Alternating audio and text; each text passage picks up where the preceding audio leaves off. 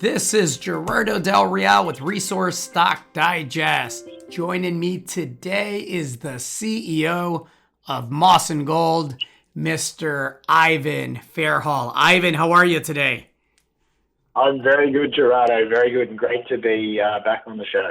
It's great to have you back on. Interesting markets, interesting times, not just in the resource space, in the broader indices, in the bond market. I've always said that in times of volatility, the better management teams find a way to continue to add value because eventually we all know we're going to get that turn and that pivot where gold starts to outperform other asset classes, and companies that have robust resources in place along with pretty exceptional exploration upside are going to do really, really well. And I think those companies will outperform. I say all that to say that Mawson Gold is doing a lot of great work that the market isn't rewarding right now. And I wanted to touch on some of that work.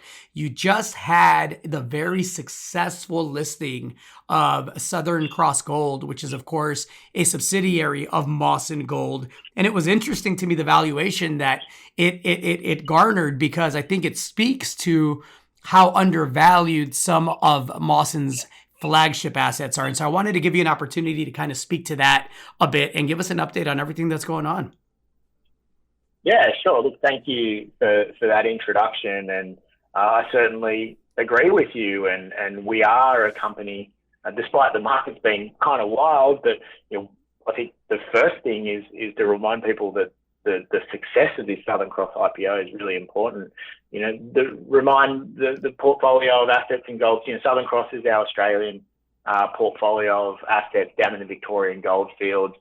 Victoria is one of the world's premier gold fields. It's produced over 80 million ounces, and it hosts Fosterville, the world's highest grade gold mine. So it's a pretty hot jurisdiction. Fosterville's obviously had that great success with the Swan Zone, and it's the 10th largest gold mine in the world. And so kind of a hot jurisdiction, and we've got some of the best properties down there, and the explorers in that region down in Australia are getting a lot of attention. And so pretty clearly, I think today's events or events of the last few days have shown we're not really receiving value for those assets in Mawson.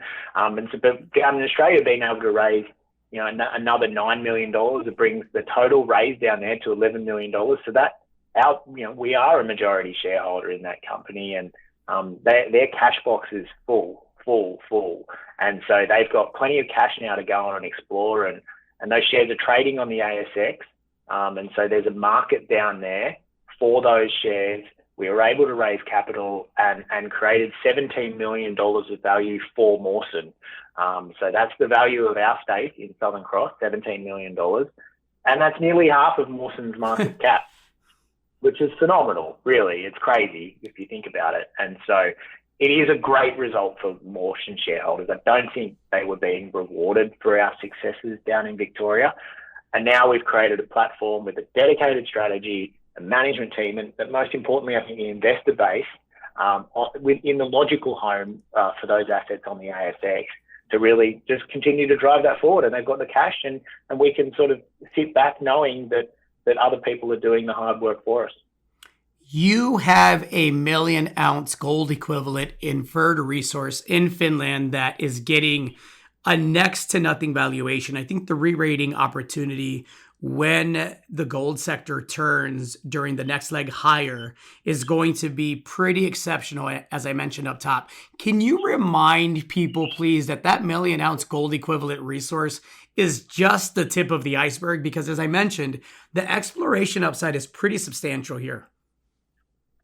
Yes, sure, absolutely. I couldn't agree more.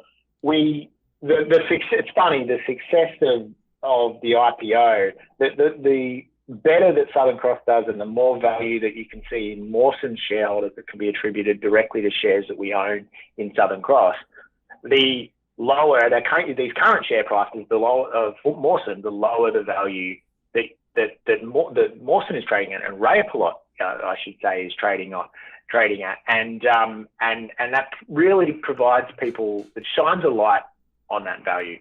The ounces that we have, I think today, are trading at something like $12 on an EV basis, so $12 per ounce, and that's that's right at the bottom of the peer group. And we don't have just a historic resource that's probably, if you look at that peer group, there's lots of different sort of groups in there. Historic resources, low grade projects that are tired and not moving forward.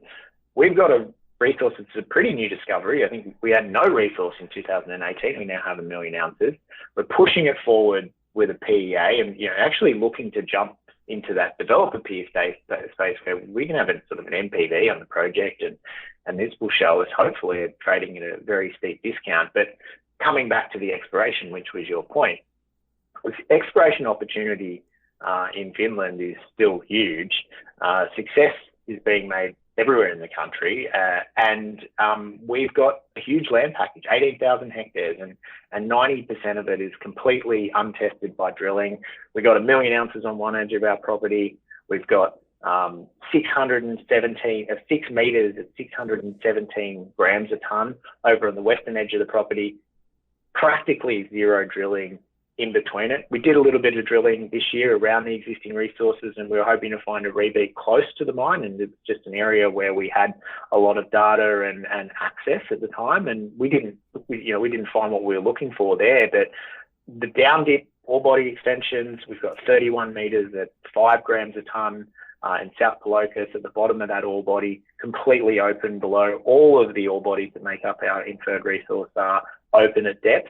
And so you've got exploration growth there, right in the mine, I would say, and then a very large land package that we're going to look over the next period to unlock new areas that are prospective and have never seen a drill hole. Excellent. Well said. A lot to look forward to.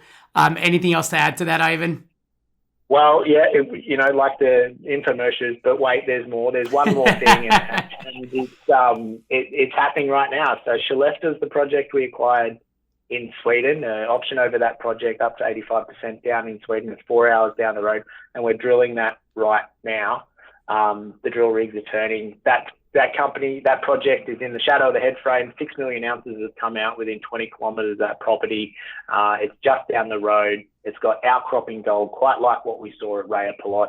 And, we've got the team we've got the team to make discoveries and create value, just like we did at Raya Pilot, just like we did in Victoria. And we can show that we can make the discoveries and move them forward.